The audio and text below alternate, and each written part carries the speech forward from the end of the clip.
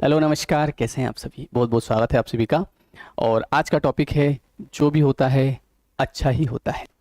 बोले सर क्या अच्छा होता है, हमारे लाइफ में तो कुछ भी अच्छा नहीं हो रहा है। आपको एक कहानी सुनाता हूँ, उसके बाद आपको बताऊंगा। अभी जैसे जैसे आप जीवन को अनुभव करोगे धीरे धीरे, तो आपको सब समझ में आएगा, है ना। एक बार क्या होता है कि एक गांव में एक इंसान होता है, इस तरीके से, मतलब एक इंसान होता है, तो उसका एक घोड़ा होता है। अब वो घोड़ा क्या होता है कि वो कहीं चला जाता है जंगल में। तो वहाँ के गांव के लोग आते हैं, बोलते हैं यार बहुत बुरा हुआ आपके साथ, आपका जो घोड़ा था वो घूम गया। बोले, तो वो उसका जवाब ये रहता है, अरे बोले अच्छा बुरा कुछ नहीं होता है। कैसा आदमी है ये, अच्छा बुरा कुछ नहीं होता है। ठीक है। अब दूसरे दिन क्या होता है कि वो जो घोड़ा होता है वो और दो चार घोड़ों को और साथ में लेके आ जाता है। तो जब दो चार घोड़ों को वो साथ में लेके आता है, गाँव वाले देखते हुआ यार, तो फिर उसके पास आते हैं, बोले यार आपके तो बढ़िया हो गया यार, अच्छा हुआ। बोले क्यों, क्या हो गया। बोले वो आपका घोड़ा तीन चार घोड़ों को लेके आ गया, आपके तो चार पांच घोड़े हो गए। तो बोले अरे अच्छा बुरा ऐसा कुछ नहीं होता है, सब अच्छा ही होता है। बोले अच्छा ठीक है। अगले दिन क्या होता है कि उसका बेटा उस घोड़े पे बैठ के जा रहा होता है। तो जब घोड़े पे बैठ के जा रहा होता है तो वो रास्ते में घोड़ा उसको गिरा देता है। और जब घोड़ा उसको गिरा देता है तो उसका पैर टूट जाता है।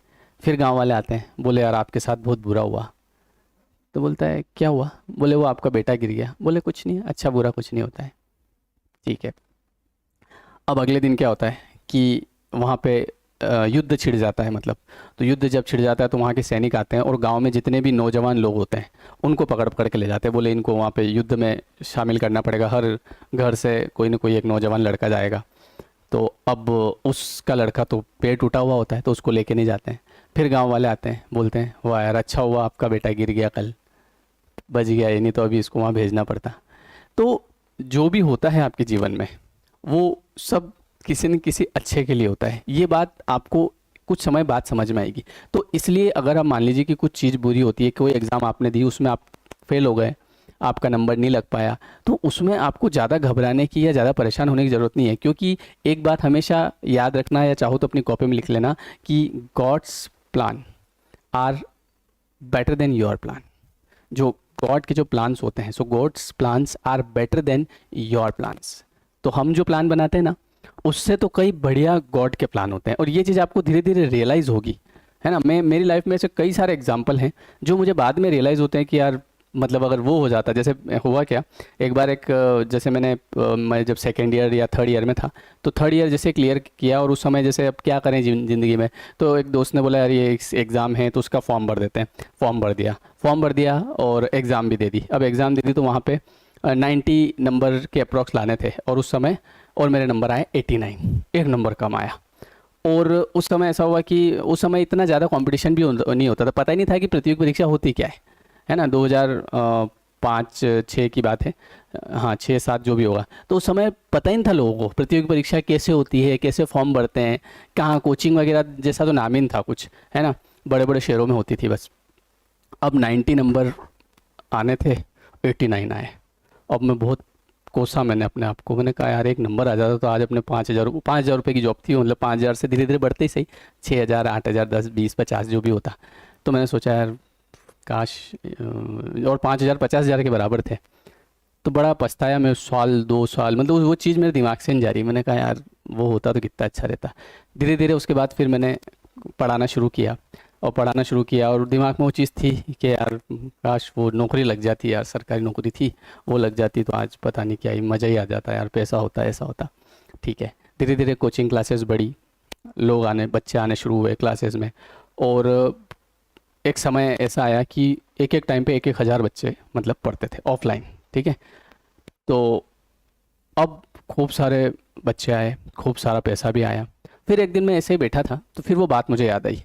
तो मैंने हिसाब लगाया, मैंने कहा यार वो जो जॉब अगर मेरी लग जाती तो उस जॉब में मैं जो पूरे जीवन में जो पैसा कमाता, इतना तो मैं पैसा अभी पिछले 7 8 सालों में कमा चुका हूँ, है ना। उस समय की बात है, मतलब जो जब मैं ऑफलाइन चलाता था। अब तो उसके बाद तो जैसे ऑनलाइन शुरू हो गया, लेकिन उस समय मैंने हिसाब लगाया कि जो पैसा मैं अगर उस जॉब में होता, और अगर मेरी तनख्वाह 40,000 भी हो जाती, तो जो पूरे जीवन भर में कमाता था इतना तो मैं 7 8 साल में कोचिंग से निकाल चुका हूँ। तो तब जाके मुझे रियलाइज़ हुआ कि यार बढ़िया हुआ वो जॉब नहीं लगी, क्योंकि अगर वो जॉब लगती तो वो करते रहते।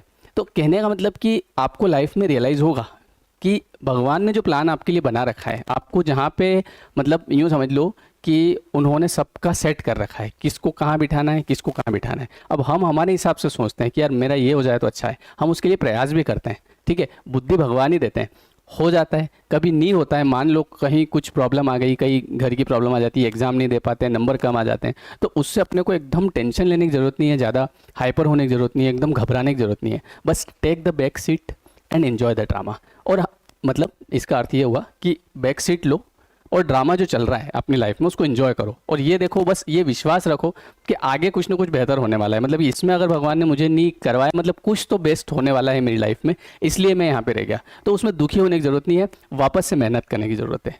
कई सारे लोग क्या करते हैं कि एक ही अटेम्प्ट मान लो किसी एग्ज़ाम का दिया और छोड़ दिया, तो ऐसा थोड़ी होता है। आपको अगला प्रयास करना पड़ेगा, क्योंकि failure is the key of success. अगर आप पहली बार फेल हुए और सब छोड़ा छोड़ी करके बैठ गए, तो आप ये भी तो देखो कि आपके अंदर कितना पोटेंशियल था, आप क्या उस चीज़ के लिए प्रॉपर तैयार थे पूरी तरीके से। धीरे धीरे तैयारी होती है, तो इसलिए घबराना नहीं, अगर कुछ होता है तो वो अच्छे के लिए होता है ना। और ये है कि अपने ऊपर विश्वास रखो, मेहनत पूरी लगन के साथ करो, और ये विश्वास ये रखो कि मेरे साथ यार कुछ अच्छा होगा।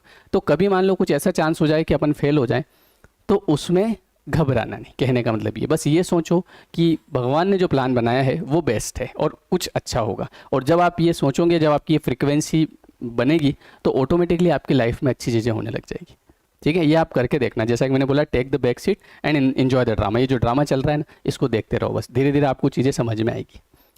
आई आपकी बात समझ में? तो इसीलिए मैंने बताया है कि सब जो होता है सब अच्छे के लिए होता है, बुरा कुछ नहीं होता है। इसलिए बी पॉजिटिव, अच्छे से तैयारी करें, जो जिसकी भी आप तैयारी कर रहे हैं, जो भी आप काम कर रहे हैं, उसमें अपना पूरा पोटेंशियल दें 100%।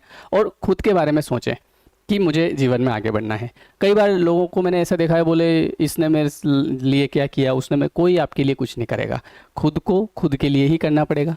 और कोई अगर दूसरा करेगा भी सही तो आपको लिमिट में मिलेगा, और जब आप खुद के लिए खुद करेंगे तो आप फ्री रहेंगे और आपको अनलिमिटेड मिलेगा। इस यूनिवर्स में अनलिमिटेड है, बस उसके लिए फ्रिक्वेंसी मिलानी पड़ती है। फ्रिक्वेंसी जब आपकी मैच हो गई तो उसके बाद में फिर आपको मिलना शुरू हो जाएगा। लेकिन फ्रिक्वेंसी कहाँ मैच नहीं होती है? जब हमारे अंदर नेगेटिव थॉट्स होते हैं, तो वो नेगेटिव थॉट्स हमारी फ्रिक्वेंसी को वहाँ तक पहुँचने नहीं देते, है ना। और कहीं ना कहीं नेगेटिव थॉट्स, और हमको ऐसा लगता है कि मुझे तो पहले ही पता था कि मैं इस एग्जाम में फेल हो जाऊंगा। तो पहले पता कैसे था? क्योंकि आपके दिमाग में वो चीज़ थी। तो जो आपके दिमाग में होगा वो तो होगा ही सही। अब आपके दिमाग में अगर ये है कि यार मुझे पता है कि मेरी लाइफ में बहुत अच्छा होगा, तो आप देखिएगा बहुत अच्छा होगा, ठीक है। कमेंट करके, मैं बस आपसे एक ही रिक्वेस्ट करता हूँ कि कमेंट कीजिए, क्योंकि मैं इस चैनल पे जितने भी कमेंट्स होते हैं सारे एक एक करके पढ़ता हूँ, बिकॉज मुझे अच्छा लगता है, ठीक है। तो आप लोग कमेंट करिएगा, लाइक भी करिएगा, और जो नए लोग हैं वो चैनल को सब्सक्राइब करिएगा। इस पे आपको अच्छे अच्छे वीडियोस मिलते रहेंगे। Thank you everyone, thank you so much. आप लोग मुझे इंस्टाग्राम पे भी फॉलो कर सकते हैं। इंस्टाग्राम पे मेरी आईडी आपको मैं बता देता हूँ। कमेंट जरूर करिएगा, ठीक है। आपकी लाइफ में अच्छा ही अच्छा होगा, चिंता मत करो। इंस्टाग्राम आईडी है SHYAMMUJAVADIY,